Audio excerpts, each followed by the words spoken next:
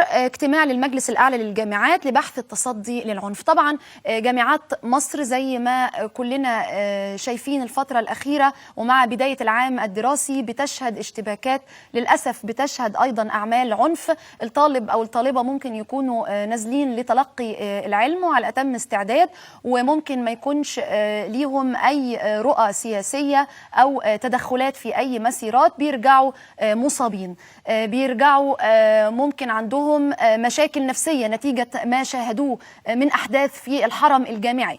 الفترة اللي احنا فيها دي بيتم انتهاك الحرم الجامعي من خلال أعمال فيها شغب، من خلال إلقاء زجاجات فارغة زي ما حصل امبارح في الحرم الجامعي في جامعة اسكندرية، تحديدا في كلية آداب. وبالتالي نتيجة إلقاء هذه الزجاجات كان في عدد من الإصابات، ما يقرب من 34 مصاب من الطلبة والطالبات، وبيتلقوا العلاج في مستشفى الشاطبي زي ما قال الدكتور أشرف فراج عميد كلية الآداب بجامعة اسكندرية في تصريحاته حول ما حدث في جامعة اسكندرية امبارح. المشهد اللي معانا دلوقتي هو لمظاهرات لطلاب تابعين لجماعة الإخوان داخل الحرم الجامعي للأزهر، لجامعة الأزهر.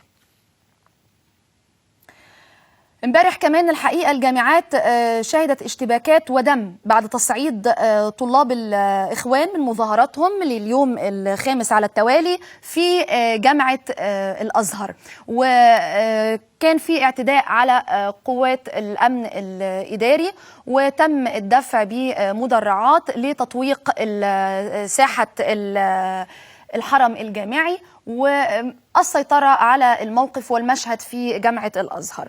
النهاردة المجلس الأعلى للجامعات بيعقد اجتماع لمناقشة العديد من الملفات. طبعا في مقدمة هذه الملفات أعمال العنف والشغب والاشتباكات والدم اللي بيسال أحيانا كثيرة في الفترة الحالية داخل باحة الحرم الجامعي.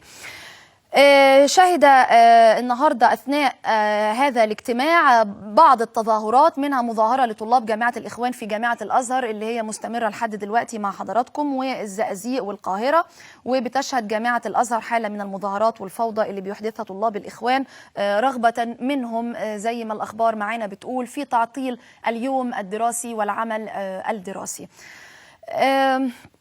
كاميرات بث مباشر استطاعت أنها تحصل على صور للمظاهرات اللي قام بها طلاب الإخوان صباح اليوم من داخل الحرم الجامعي، وهي الصور اللي معانا.